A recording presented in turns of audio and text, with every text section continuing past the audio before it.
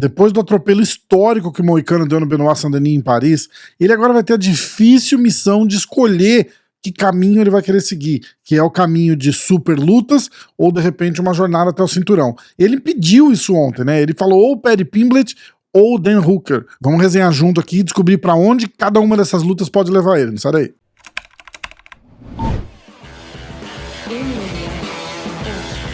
Fala pessoal, já sabe, ó, deixa o like, deixa a curtida já no vídeo, se não gostar volta e diz que não curtiu, não tem problema, precisa desse empurrão que vocês dão sempre, porque o YouTube não recomenda o nosso canal, tô falando isso em todos os vídeos aqui, já eu paro, mas é porque todo vídeo chega um pouquinho de gente nova e eu quero que todo mundo saiba por que eu fico pedindo tanto pra vocês deixarem o like, comenta alguma coisa, eu leio, eu respondo todos os comentários, que é pra incentivar vocês a comentar também.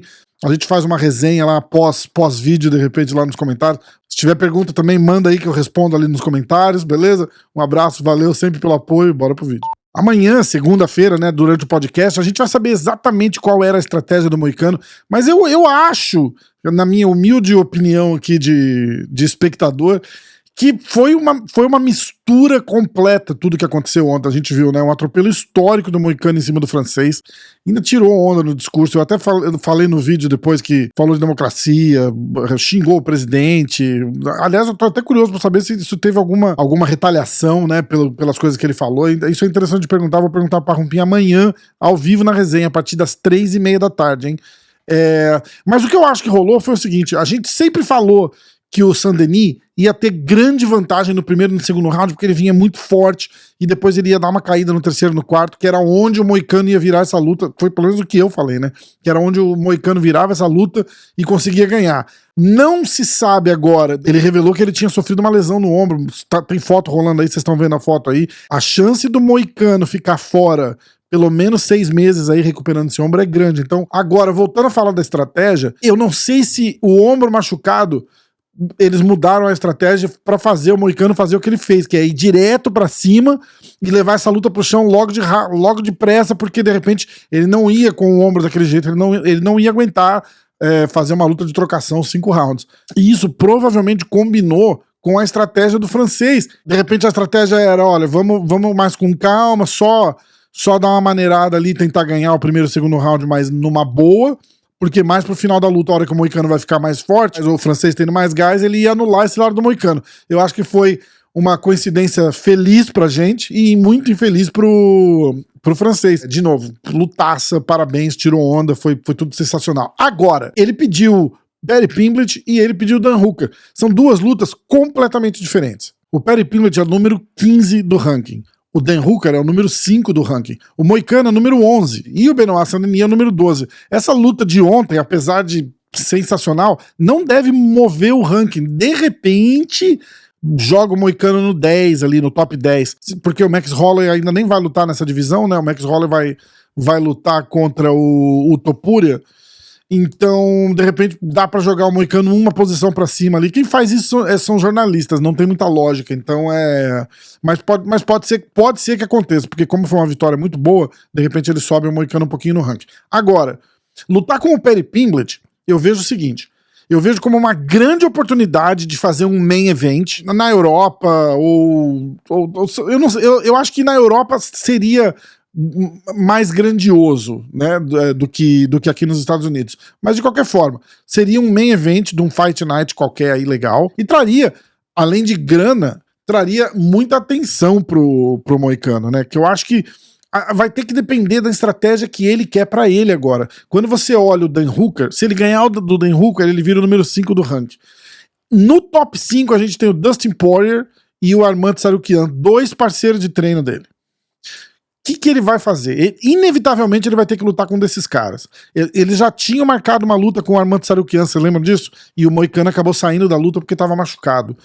Agora, eu não sei se eles se aproximaram mais ou se os treinos continuam relativamente separados. Eu sei que o Dustin Poirier se ofereceu para vir ajudar o Moicano no treino para essa luta do Benoit Saint-Denis.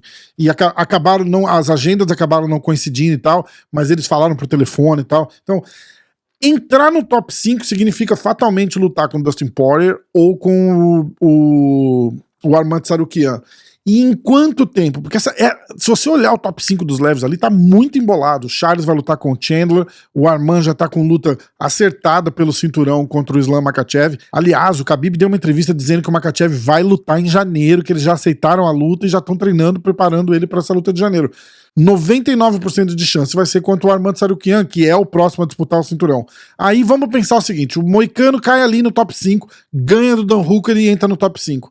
Quem que tem ali do top 5 pra ele lutar? O Charles vai lutar com o Michael Chandler, em novembro, tá? Isso pensando, o moicano, de novo, deve voltar na primeira metade do ano que vem, mais pro final, porque se ele tiver que recuperar esse ombro, deve ser uns 4, 5 meses de recuperação no mínimo.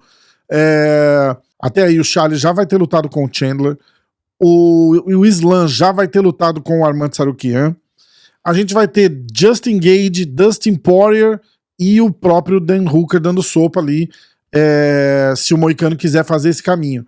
Como que vai ser? Quantas lutas ele precisa fazer até chegar no cinturão, entendeu? Vai rolar. Se o Arman ganhar do Islam, a fila praticamente zera, né?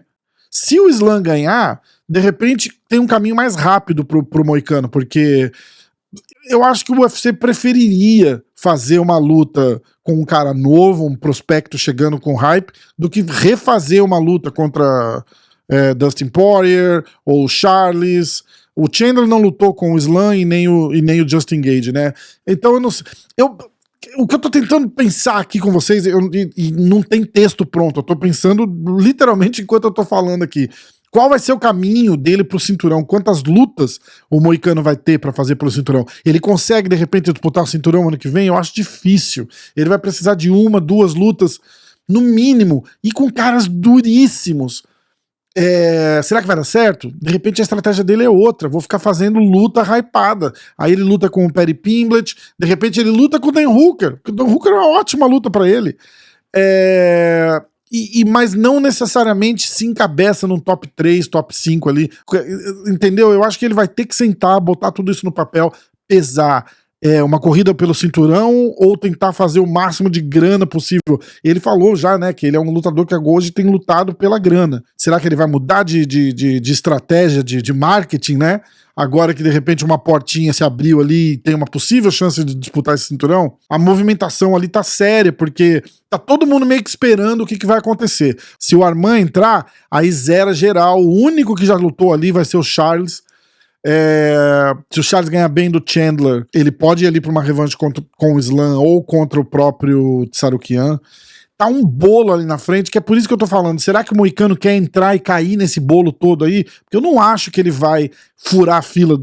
Se você pesar os nomes que tem, Justin Gage, Dustin Poirier, Charles, eu não vou nem contar o Michael Chandler, porque eu já falei, ele tá ali e na minha cabeça ele não merecia estar ali.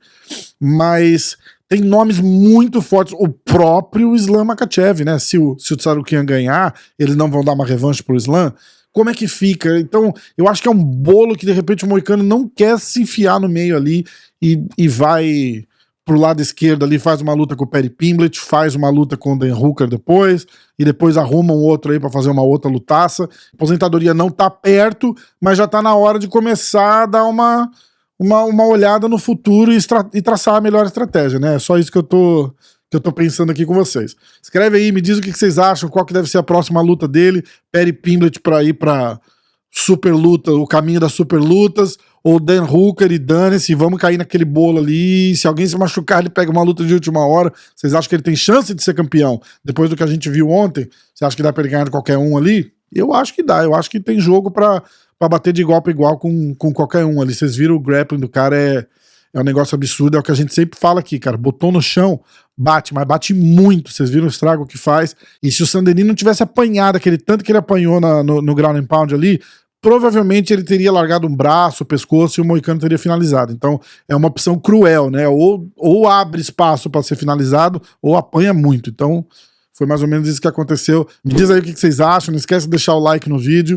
E se você não é inscrito no canal, considere se inscrever se você gostou do conteúdo, tá bom? Um abraço, valeu, até o próximo.